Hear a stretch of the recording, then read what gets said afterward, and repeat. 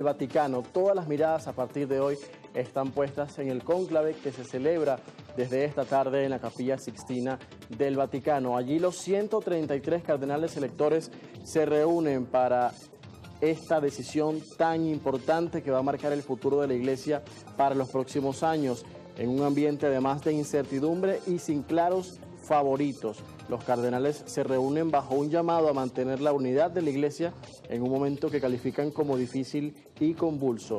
El proceso ya arrancó con una misa encabezada por el cardenal Giovanni Battista Re, quien pidió sabiduría y cohesión entre los electores. Por esta tarde se va a realizar la primera votación, aunque no se espera que se alcance la mayoría necesaria de 89 votos. Si no hay acuerdo, seguirán con 4 votaciones diarias a partir de mañana. En la Capilla Sixtina, donde rige el silencio absoluto, los cardenales escriben en secreto el nombre de su candidato y lo depositan en una urna. Las papeletas se queman para producir el humo, negro si no hay decisión y blanco si se elige al nuevo Papa. El ritual comenzó con la tradicional frase en latín extra omnes, que marca el cierre de las puertas. Aunque no se permiten debates dentro de la capilla, los intercambios se dan en los espacios comunes del Vaticano. Los cardenales están aislados, sin acceso a teléfonos ni tampoco contactos con medios de comunicación. Algunos nombres que suenan como posibles sucesores son el italiano Pietro Parolin, el español Ángel Fernández Ártime y el húngaro Peter Erdo. Este va a ser el cónclave más internacional de la historia, con representantes de 70 países. El Papa Francisco, quien falleció hace 2 semanas, designó al 80% de los electores que participan en este cónclave. El nuevo pontífice heredará desafíos como las finanzas vaticanas, los abusos sexuales y la unidad dentro de la Iglesia.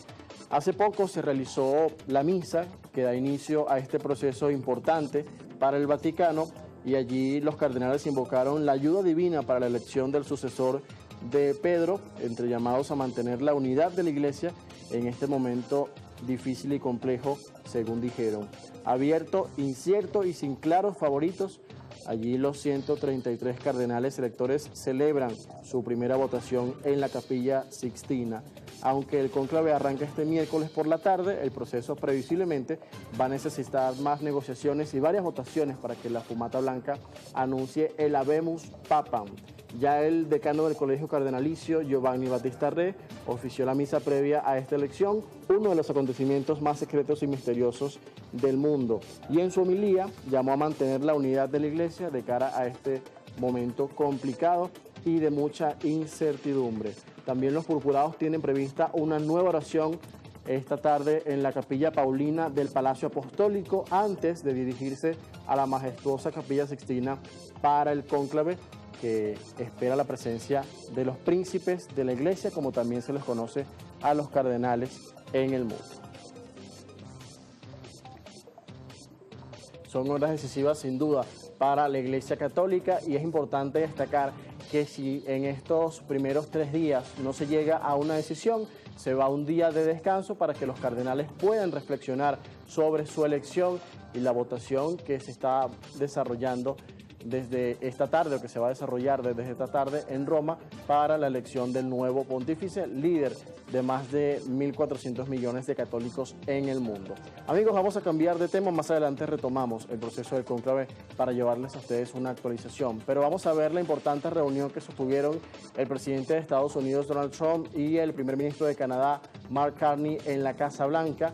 Por supuesto, hablaron sobre los aranceles impuestos por Washington a Ottawa, y el primer ministro canadiense aseguró que Canadá no está a la venta, en alusión a las reiteradas veces en que Donald Trump ha dicho que Canadá debería unirse como estado número 51 de la Unión. Vamos a ver. I do feel it's much better for Canada, but we're not going to be discussing that unless somebody wants to discuss. Creo que hay beneficios tremendos para los ciudadanos canadienses, impuestos tremendamente más bajos, un ejército gratuito que honestamente ya les damos esencialmente de todos modos, porque estamos protegiendo a Canadá si tuviera un problema. Pero creo que, sabes, realmente sería un matrimonio maravilloso, porque son 2 lugares que se llevan muy bien, se gustan mucho. It would really be a wonderful marriage because it's 2 places that get along very well. They like each other a lot. El presidente estadounidense se inmiscuyó en las elecciones canadienses desde el principio, al afirmar en las redes sociales que Canadá se enfrentaría a aranceles cero si se convirtiera en el preciado estado número 51. En el despacho Oval y en medio de una negociación comercial muy compleja, Carney lo desestimó, asegurando que Canadá nunca estará a la venta.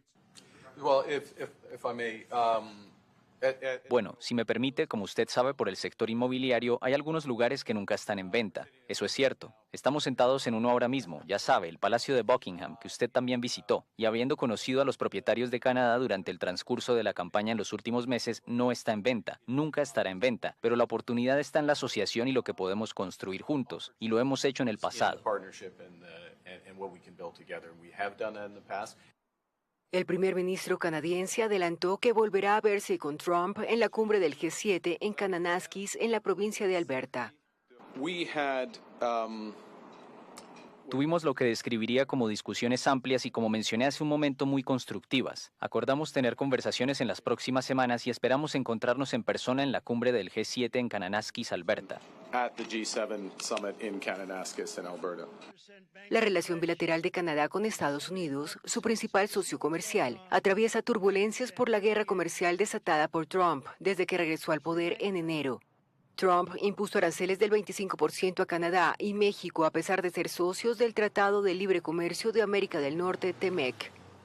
Sus vecinos también se ven afectados por las tarifas aduaneras impuestas a varios sectores, como los automóviles, aunque algunas han sido pausadas temporalmente para dar margen a las negociaciones. Ampliamos más información, anuncios desde la Casa Blanca. También el presidente estadounidense Donald Trump anunció este martes que su país dejará de atacar a los hutíes, asegurando que los yemeníes se rindieron y acordaron no atacar más embarcaciones en el Mar Rojo, una ruta vital para el comercio internacional. Anoche recibimos muy buenas noticias. Los hutíes anunciaron que no. Bueno, al menos nos anunciaron a nosotros que ya no quieren luchar. Simplemente no quieren luchar y cumpliremos con su promesa y detendremos los bombardeos. Han capitulado, pero lo más importante es que les tomaremos la palabra. Dicen que ya no volarán barcos y ese era el propósito de lo que hacíamos. Así que son solo noticias, nos acabamos de enterar. Así que creo que es muy positivo. Estaban derribando muchos barcos que, como saben, navegaban maravillosamente por los distintos mares. They were knocking out a lot of ships going, as you know, sailing beautifully down the various seas. El gobierno de Omán, que intervino como mediador entre ambas partes, informó que los rebeldes hutíes de Yemen y Estados Unidos llegaron a un acuerdo de alto al fuego, por lo que ninguna de las partes tendrá como objetivo a la otra, incluyendo los navíos estadounidenses en el Mar Rojo. Los ataques de los hutíes alteraron el paso de barcos por el Canal de Suez, una ruta que transporta normalmente cerca del 12% del tráfico marítimo mundial. Estados Unidos comenzó a realizar ataques contra los hutíes a principios de 2024, bajo la presidencia del demócrata Joe Biden, y la administración del republicano Trump, que asumió en enero, ha lanzado nuevos ataques contra los rebeldes desde el 15 de marzo. El Pentágono dijo la semana pasada que los ataques estadounidenses han alcanzado más de 1.000 objetivos en Yemen desde mediados de marzo. En tanto, Israel, aliado de Estados Unidos, realizó el martes más temprano ataques aéreos en Yemen por segundo día consecutivo, apuntando a Sanaa y a su aeropuerto, ambos controlados por los rebeldes hutíes, 2 días después de que estos lanzaran un misil contra el principal aeropuerto internacional israelí. Irán apoya a los hutíes que controlan gran parte de Yemen, aunque niega proporcionarles asistencia militar. El domingo, por primera vez, según el ejército israelí, un misil lanzado por los hutíes impactó directamente dentro del perímetro del aeropuerto Ben Gurion, cerca de Tel Aviv. Nuestra decisión de cuándo responder, cómo responder y contra qué objetivos responder es algo que consideramos constantemente, y esto también concierne al protector de los hutíes, Irán, sin cuya aprobación y apoyo a largo plazo los hutíes no podrían llevar a cabo el criminal ataque con misiles contra nosotros. Los hutíes afirman que en solidaridad con los palestinos han atacado con misiles y drones a Israel a más de 1.800 kilómetros de Yemen desde el inicio de la guerra entre los israelíes y Hamás en Gaza. Vamos a Europa del Este porque Ucrania lanzó una ofensiva con más de 100 drones contra territorio ruso, lo que obligó a cerrar varios aeropuertos, incluidos 4 en Moscú. El ataque ocurre solo los días antes del desfile del 9 de mayo, cuando Rusia conmemora la victoria sobre la Alemania nazi con un evento militar masivo en la Plaza Roja. El presidente Vladimir Putin ordenó una tregua unilateral de 3 días, del 8 al 10 de mayo, para garantizar la seguridad del desfile. Ucrania no confirmará si respetará ese alto el fuego, pero advirtió a otros países que marchar junto a tropas rusas sería asumir responsabilidad por la guerra. El Kremlin espera la participación de 29 mandatarios, entre ellos los presidentes de China, Brasil y Cuba, así como líderes de Asia, África y Europa del Este. Además, formaciones militares de 13 países, incluidos China, Vietnam y Egipto, desfilarán junto al ejército ruso. Rusia prepara con gran despliegue el Día de la Victoria, una fecha clave para el patriotismo de ese país. Putin ha utilizado repetidamente la conmemoración de la estación para justificar la invasión a Ucrania, insistiendo en que su objetivo es desnazificar al país vecino, donde aún mantiene el control del 20% del territorio. También el presidente de Rusia, Vladimir Putin, criticó los intentos de revisar la historia de la Segunda Guerra Mundial en una llamada telefónica con su homólogo de Israel, Benjamín Netanyahu. Ha sido una conversación con el primer ministro israelí en medio del conflicto, pero hablaron de diversos temas. Ambos líderes reafirmaron su compromiso con defender la verdad histórica sobre la victoria contra los nazis, a pocos días del desfile del 9 de mayo en Moscú, donde Putin hablará ante 29 mandatarios extranjeros. Según el Kremlin, en la llamada se destacó el papel decisivo del Ejército Rojo y del pueblo soviético en la derrota del nazismo. Netanyahu también reconoció la contribución de numerosos combatientes judíos en las filas soviéticas. Los mandatarios hablaron además sobre la situación en Oriente Medio y las relaciones bilaterales. Putin suele acusar a Occidente de minimizar el papel soviético en la guerra. La conmemoración del Día de la Victoria, que recuerda a los más de 20 millones de muertos en la Unión Soviética, es uno de los pilares del discurso oficial de Rusia y ha sido comparada por el Kremlin con su actual ofensiva militar en Ucrania. Y el líder conservador alemán Friedrich Merz fue elegido oficialmente como canciller federal de Alemania este martes, después de una primera votación que no le dio la confianza. Sin embargo, se avanzó en la tarde de este martes a un segundo escrutinio que sí llegó a darle la elección oficial para ser el nuevo jefe del gobierno alemán.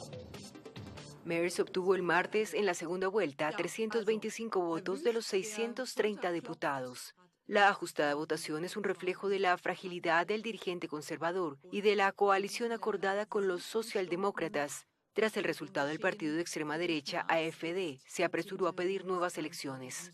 Queremos estabilidad para Alemania, debe quedar claro ahora. ¿Tenemos un gobierno o no? Si no necesitamos nuevas elecciones, el país necesita estabilidad. Merz alimentó la esperanza de muchos al prometer reimpulsar la economía de su país y de Europa tras la crisis política abierta por la caída del gobierno de Olaf Scholz en noviembre.